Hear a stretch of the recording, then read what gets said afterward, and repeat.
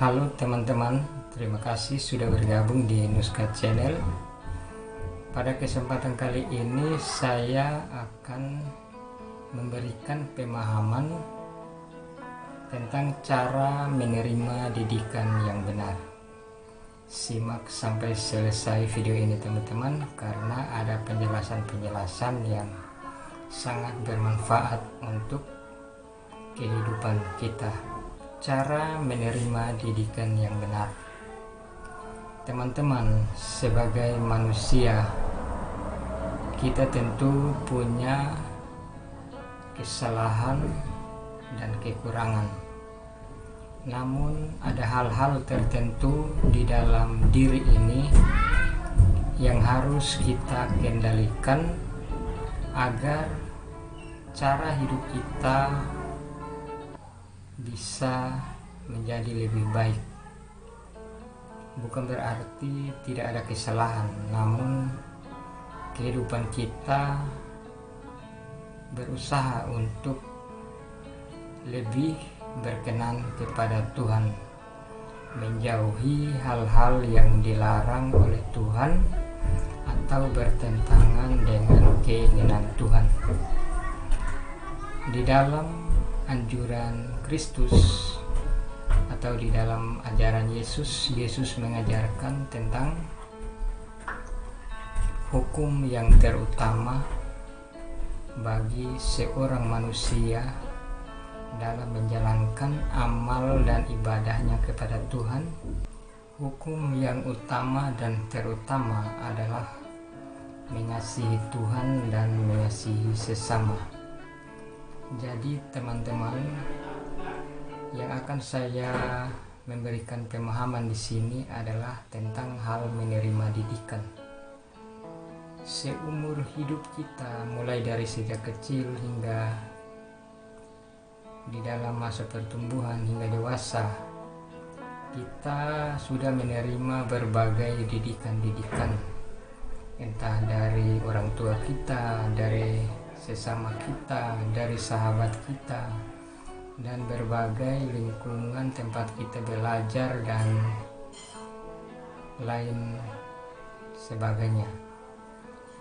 Teman-teman, sebenarnya hal menerima didikan ini bukan hanya di sekolah atau di gereja atau di tempat-tempat ibadah atau hanya di dalam kitab suci, namun didikan-didikan itu ada di sekitar kita. Di dalam perjalanan kehidupan kita, jika kita melihat sesuatu atau mendengarkan sesuatu atau merasakan sesuatu, maka seluruh indera kita akan menyalurkan apa yang kita rasakan ke pikiran untuk dianalisa secara roh, karena pikiran ini akan meneliti secara cepat apa yang akan dikendalikan oleh diri. Jadi teman-teman, pikiran ini adalah pusat kekuatan diri manusia yang bersumber dari lingkungan kehidupan manusia. Sedangkan hati adalah pusat kekuatan kesucian manusia yang bersumber dari roh. Teman-teman, di dalam ajaran Kristen ada kita mengenal yang namanya hukum kasih, mengenal ajaran kasih, bahwa seseorang harus memiliki hal kasih di dalam hidupnya. Di sini saya akan memberikan 3 pemahaman tentang hal kasih, bahwa untuk memiliki hal kasih di dalam diri kita harus berusaha memiliki kriteria-kriteria yang akan saya sebutkan ini. Yang pertama, untuk mengendalikan hal kasih di dalam diri, kita harus bisa mengendalikan emosi atau amarah yang berasal dari dalam diri. Entah apapun itu alasannya, kita harus berusaha untuk bisa mengendalikan amarah di dalam diri ini.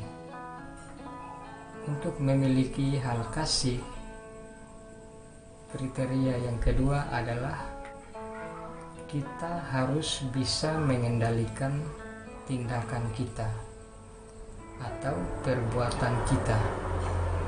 Jadi yang pertama tadi, kita harus menguasai amarah atau emosi. Yang kedua, kita harus menguasai tindakan kita. Jadi jika kita sudah mengendalikan amarah, emosi, maka kita juga harus bisa mengendalikan tindakan, agar tindakan yang kita ambil itu tidak merugikan orang lain. Karena jika salah satu manusia yang menjadi milik Tuhan tersakiti oleh karena tindakan kita, maka kita sudah melakukan suatu kesalahan atau dosa yang melanggar ketentuan Tuhan. Untuk memiliki hal kasih, kriteria yang ketiga yang harus kita miliki adalah pengendalian pikiran. Jadi teman-teman, pikiran ini adalah pusat kontrol kehidupan manusia.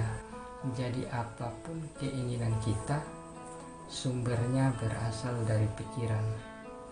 Jadi semua indera di dalam tubuh kita bekerja untuk kelangsungan kehidupan kita. Namun semua keputusan terfokus dari pikiran kita. Jadi pikiran kita ini akan menerima pemberitahuan dari dalam hati dan sanubari kita, pemberitahuan secara rohani, dan pikiran kita yang akan menelitinya dan memberikan pengarahan ke seluruh anggota tubuh kita untuk memulai tindakan. Dan pikiran ini, yang selalu hadir di dalam pikiran ini, bukan hanya pikiran yang positif, namun yang sering kali muncul adalah pikiran yang negatif. Jadi teman-teman, untuk mengendalikan pikiran ini, kita harus mengerti maksud pikiran kita.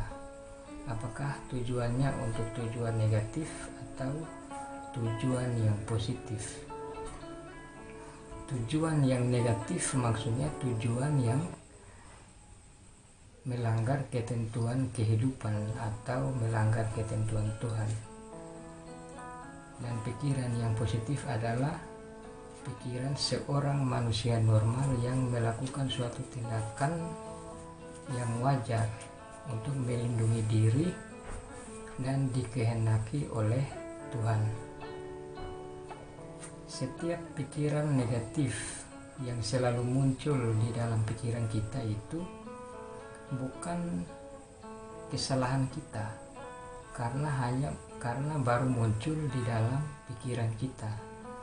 Jadi tugas kita, tugas naluri keimanan kita, pikiran sudah memberitahukan tentang pemahaman bahwa tindakan seperti ini adalah tindakan yang negatif, tindakan seperti ini adalah tindakan yang positif. Naluri perasaan kita, naluri seluruh anggota tubuh kita untuk mengambil tindakan itu jangan mengikuti pikiran yang negatif. Pikiran negatif itu adalah pikiran antisipasi. Sekali lagi teman-teman, pikiran negatif itu adalah pikiran antisipasi untuk kita. Misalnya jika pikiran negatif itu untuk suatu tindakan kejahatan, maka pikiran itu sudah akan muncul bahwa Jika kita melakukan kejahatan, maka akan terjadi seperti ini. Angan dan pikiran kita itu sudah mengarahkan kita ke suatu titik di mana bahwa itu sesuatu yang dilarang. Nah, pikiran positif kita akan menunjukkan bahwa jika kita melakukannya dengan hal yang positif atau berdiam diri, maka itu tidak akan berpengaruh buruk pada kehidupan kita. Jadi pengendalian diri terhadap pikiran ini sangat penting. Jadi apa yang dikatakan pikiran akan tersalurkan ke seluruh tubuh kita untuk merasakan dan mengerti bahwa hal yang akan kita lakukan untuk menggerakkan tubuh kita menuju ke suatu perbuatan itu adalah perbuatan yang benar atau perbuatan yang salah. Jadi itu dia teman-teman, untuk memiliki kasih kita harus menguasai 3 prinsip ini, yaitu mengendalikan amarah yang ada di dalam diri, mengendalikan emosi, mengendalikan tindakan, dan mengendalikan pikiran. Pikiran yang negatif jangan kita turuti. Kita harus berusaha untuk mengikuti pikiran yang positif. Pikiran negatif itu datang bukan karena suatu rancangan dari roh jahat, namun itu adalah pemberian Tuhan untuk kita meneliti dan menelusuri di dalam setiap langkah kehidupan kita untuk bisa memahami, untuk bisa membedakan yang baik dan yang benar. Jika pikiran kita sudah bisa mengontrol bahwa apa yang akan kita lakukan adalah tindakan benar dan salah, maka secara otomatis hal kasih di dalam diri kita itu akan muncul dengan begitu saja. Kita akan bisa mengendalikan tindakan kita, mengendalikan amarah dan emosi dari dalam diri kita.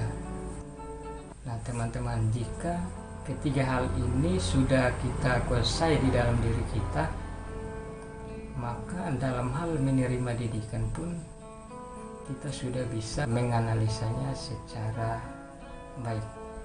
Karena sepanjang kehidupan kita akan selalu menerima didikan, entah dari apa yang kita dengarkan dari Tuhan secara roh, atau kita melihat sesama kita yang melakukan kejahatan. Jika kita melihat sesama kita melakukan kejahatan dan kita tahu bahwa yang dia lakukan itu adalah kejahatan, pikiran kita ini sudah bisa membedakan antara yang baik dan yang benar. Jika kita melihat hal yang jahat, pikiran kita memberitahukan bahwa itu hal yang jahat, dan kita harus mendalami lagi, menjalankannya ke dalam naluri dan perasaan iman kita, mengatakan kepada diri kita bahwa saya tidak akan melakukan tindakan seperti itu. Jadi didikan itu bisa datang kapan saja tanpa kita sadari. Sama juga seperti teman-teman menonton video saya saat ini. Teman-teman menerima didikan, mendengarkan didikan dari saya. Teman-teman akan menganalisanya secara naluri iman yang teman-teman miliki.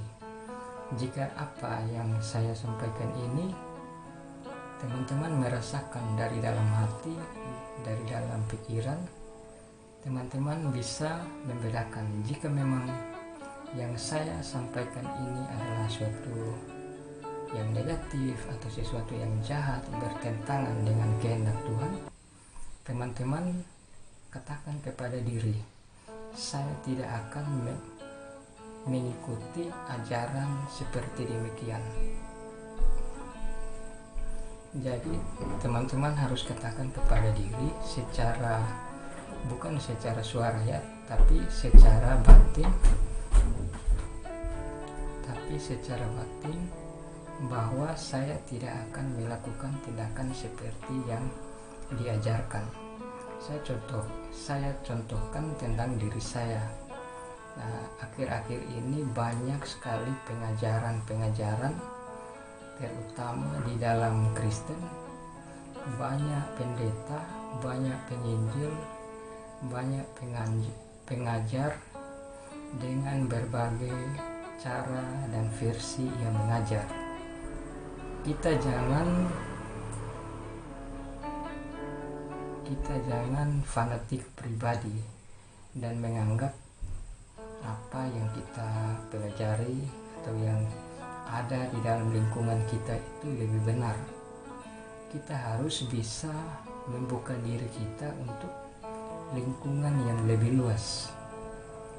Jadi tindakan kita bukan hanya tertuju pada diri kita sendiri atau keluarga kita sendiri atau kelompok kita sendiri atau agama kita sendiri atau negara kita sendiri, tetapi kita harus melihat secara luas, yaitu tentang seluruh dunia.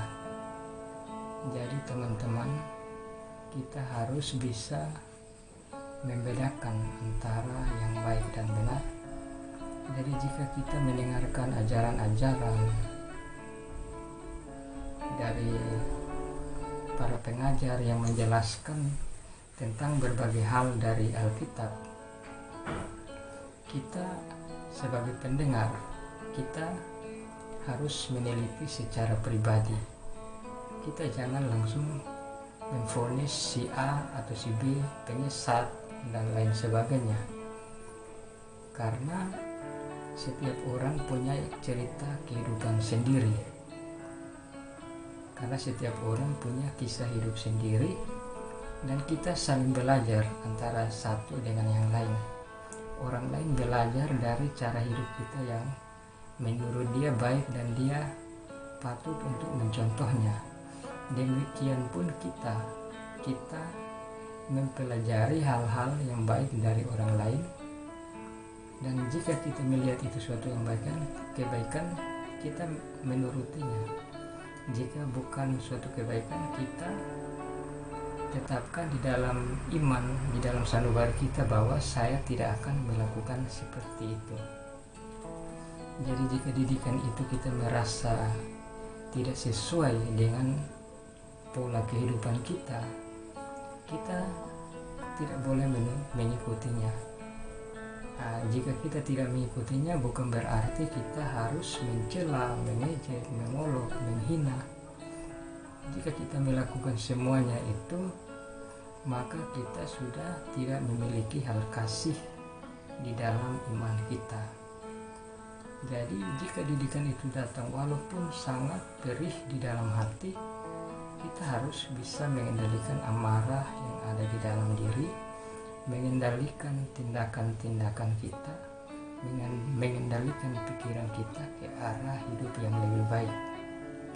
Oke, sampai di sini dulu teman-teman penjelasan saya atau pemahaman saya tentang cara menerima didikan yang benar. Kiranya bisa bermanfaat untuk kita semua. Sampai jumpa lagi di video-video saya yang berikutnya.